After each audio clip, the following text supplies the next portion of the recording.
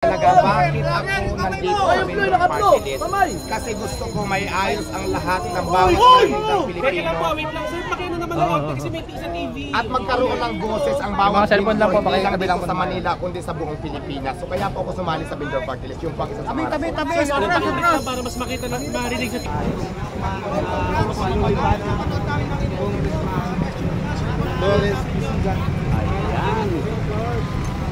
Congressman Derek Maluena.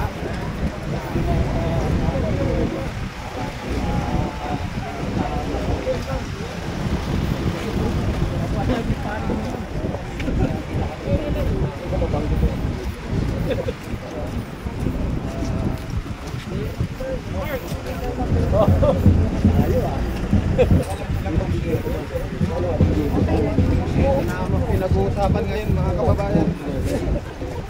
Totoo, Bindor Party List.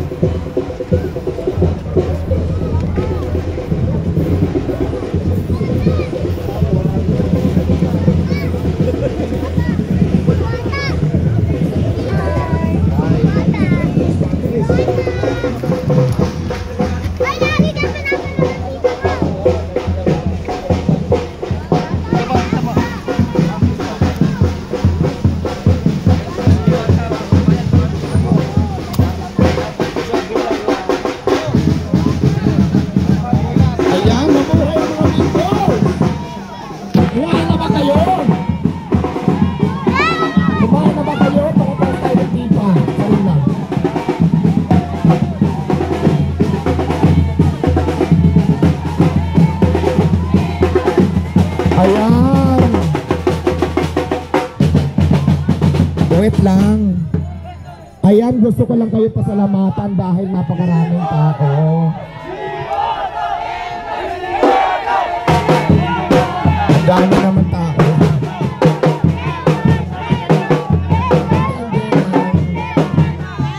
Gusto ko lang din pasalamatan yung mga tao nandito ngayon para suportahan po syempre ang lahat ng Bindors dahil kami po ang Bindor Party List. Nakita ko din naman talaga yung sobrang dami po ng sumusuporta sa amin, kaya maraming salamat. At gusto ko lang pasalamatan po yung mga supporters ng Bindor Party List. Tapos na namin ng financing. So, syempre kasama natin ang Bindor Party List na nandito sila Sir Lawrence Kasiga, Tita Manalipana at si Ma'am Cheryl. Ayan. Maraming salamat po sa inyo lahat.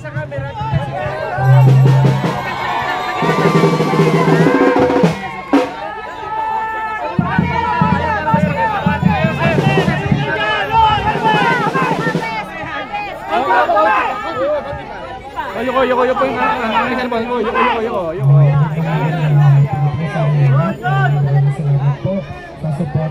Sir, lakas na lang konti, sir. Kayo po namin sa Bindor Party List para magkaroon po ng boses ng bawat maniniwala. Sir, platform po para sa natin. Ang Bindor Party List po ay buo namin noong June 2022 para nga po magkaroon ng boses ng bawat maniniwala Pilipino dahil nararamdaman po namin kung paano naghihirap ang ating mga kababayan, lalo tigit po yung ating mga maniniwala sa palengke. Kapag kayo po ay naupo, ano pong gagawin nyo sa hanay ng inyong mga vendors po? Lalo na po yung mga nasa lansangan po. Unang-una po, tulad po ng sinabi ko kanina, kami po ang magiging boses ng bawat maniniwala Pilipino. At ito po ay isaayos namin, yung lalo tigit po yung mga street vendors. At tutulungan po namin sila na magkaroon ng pangkalusugan sa pamamagitan po ng piho. may katanungan, sir. Confirmation lang po, ito po yung unang pagkakataon na kayo po yung maghahain ng kona? Naghahain ng kona? Ito po yung first time na magkakaroon ng boses ang bawat maniniwala. Ito katanungan, sir. Alam mo, isang vendor, magbabayad pa ba ng bawat pwesto yan? Wala na. Ito po ay aaralan namin kung sakali po kami ipapalari na maupo sa Kongreso. Ay, susulong pa lang ang batas. Susulong nyo pa lang yung batas dyan. Bakit kayo kasama sa nominee? Lalo, isa kayo sa nakita natin sa mga vlog nyo, inis-inis kayo kasi lagi kayo Makakuha rito eh. Okay, isa pa yan sa mga dahilan talaga bakit ako nandito sa Bindor Party List. Kasi gusto ko may ayos ang lahat ng bawat mga Pilipino. Wait lang, sir, pakina naman ako kasi may sa TV. At magkaroon ng boses ang bawat Bindor, hindi lang dito sa Manila kundi sa buong Pilipinas. So kaya po ako sumali sa Bindor Party List, yung pang isa sa mga rason. Para mas makita na marinig sa TV lang ang tanong niyo po sa akin is bakit ako nandito? Ayan po, nandito po ako, sumama ako sa Bindor Party List talaga dahil siguro naman mas marami nakakilala sa akin para magkaroon po ng boses ang bawat Bindor, ang bawat manindang Pilipino. Kaya po sumama ako sa kanila, yun po ang mga rason. For sure may mga sasabihin sa'yo, wala kang political party, wala kang political background, experience. Anong sagot mo sa kanila? Hayaan niyo muna ako bigyan ng pagkakataon, di ba? Bago niyo ako usgahan. So yun, gagawin ko lahat ang kakayahan ko para matulungan ang lahat ng Bindors. Okay, thank you po.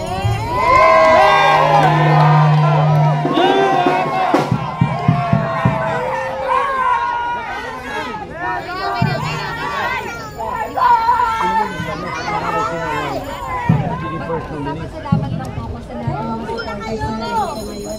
Salamat po ng marami sa inyong supporters. Sana hanggang sa ulit po magkakasama tayo.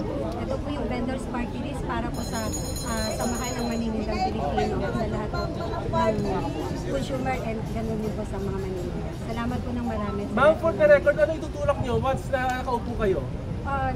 Una po, for now po, pero darating po tayo na mas pag-aaralan pa po natin, yung babalang kasi pa po natin. Pero yung una po mapasok sa isip ko ay una po malesen po o mas mapadali ang pagkuha ng mga permits. Pangalawa po sana, halimbawa, lalo sa mga online sellers po kung paano natin mapapaayos o mapapadali, lalo na po yung pinoproblema nila ngayon ng mga taxes. Okay, thank you po. Thank you. Salamat po sa inyong lahat.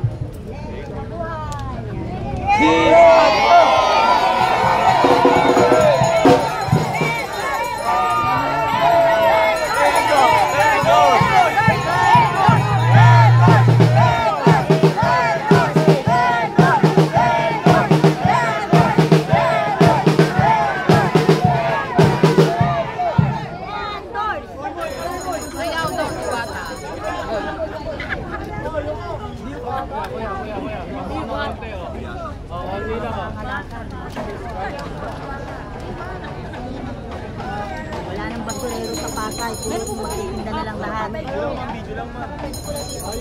Naiwan sa loob, okay na. Naiwan sa loob.